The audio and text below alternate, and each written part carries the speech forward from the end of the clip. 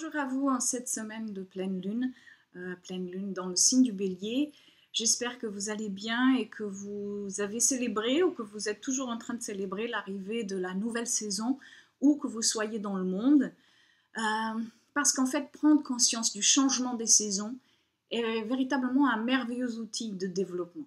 Mardi 25 septembre, nous allons avoir la pleine lune à 2 degrés du signe du Bélier. Et dans ce signe, l'invitation est celle d'accueillir les nouvelles énergies présentes et à venir et qui sont mises en lumière déjà par la pleine lune.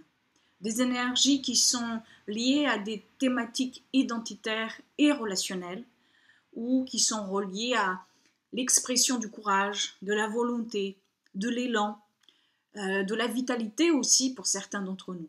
Cette lune va se trouver à côté de Chiron, le guérisseur de l'âme, et la lune et le soleil seront aussi dans un carré dynamique à Saturne.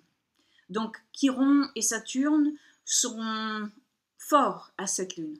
Il peut donc y avoir maintenant des peurs qui s'éveillent parce qu'une blessure a été touchée. Tout d'abord dans la relation à soi, dans l'élan de se mettre au monde, ou peut-être parce qu'un sentiment de blocage ou de frustration arrive lorsqu'une décision ou un choix a été défini et qu'il faudra maintenant aller de l'avant avec ce choix, avec ce qui s'est révélé à partir de ça. En Bélier, il s'agit aussi d'aller vers une forme d'indépendance ou de devoir peut-être être celui ou celle qui devra initier, prendre l'initiative. Et cet aspect-là peut révéler des blessures anciennes, surtout quand cela a lieu dans le cadre d'une relation. Saturne invite à valoriser les responsabilités, l'organisation, la maturité, le temps et le respect comme des fondations pour tout ce qui viendra d'un nouvel élan, d'un démarrage, d'un nouveau départ. Donc, c'est comme si la demande de cette planète était celle de nous faire comprendre qu'il y aura forcément des efforts, il y aura forcément des peurs et des obstacles qu'il faudra franchir dans tout ce qui commence, dans un projet, dans une relation, dans un processus de réparation, etc. Mais aussi dans ce qui est déjà là, dans ce qui continue. Mais est-ce que c'est une raison valable pour ne pas y aller, pour ne pas continuer et pour s'arrêter?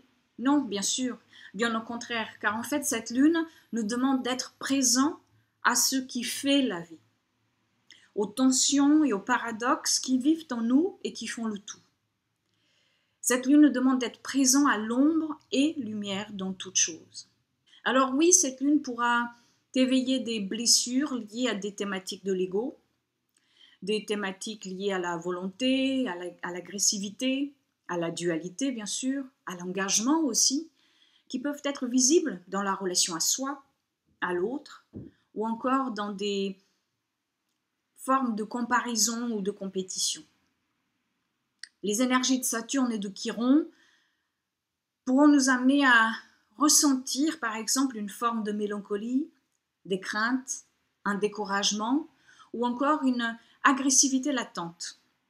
Mais surtout, si ces émotions s'éveillent en nous et dans le collectif, il y a forcément une raison cachée et bien plus profonde qu'uniquement le symptôme de surface. Donc il nous faut aller au-delà de ce symptôme.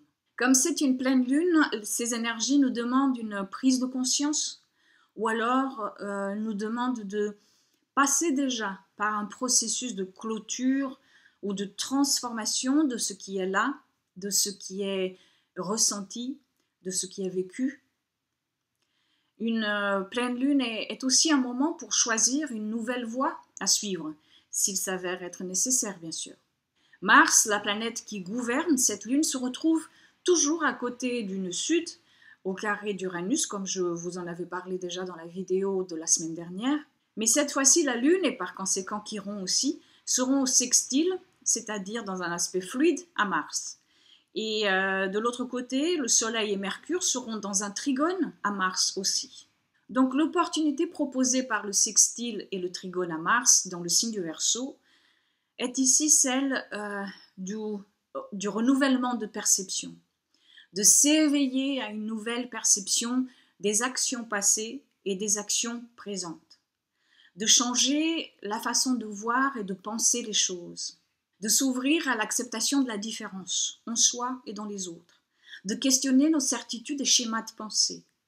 Et cela pourra peut-être devenir plus clair, plus présent pour certains et certaines d'entre nous, dans une information qui vient à nous maintenant, ou dans la volonté de changer notre façon de communiquer avec nous-mêmes, ou d'interagir avec l'autre ou les autres. C'est l'énergie de l'air et de feu ensemble. Et l'air alimente le feu. Donc c'est dans le fait d'en parler, de se relier, d'écrire, d'éveiller son esprit, de lire, de méditer sur une situation, de bouger aussi, ou encore d'aller vers ceux qui peuvent t'aider, qui fera qu'une nouvelle intuition, feu, peut alors devenir plus évidente, plus claire, afin de retrouver à nouveau le chemin du milieu dont nous parle tant cet axe Bélier-Balance, l'axe de cette lune. Donc si vous avez des planètes personnelles, points ou angles de votre thème natal entre 0 et 4 degrés des signes cardinaux, Bélier, Cancer, Balance ou Capricorne, vous serez peut-être plus concerné par cette pleine lune. Le projet Quintessence avec encore plus d'informations sur cette lune par signe, avec aussi une méditation de pleine lune, est disponible sur mon site internet et vous trouverez le lien ici dans la barre d'informations ou là. Je vous remercie d'avoir regardé cette vidéo. Je vous remercie aussi pour tous vos partages et je vous souhaite une très très belle pleine lune, une très belle semaine et je vous dis à très bientôt.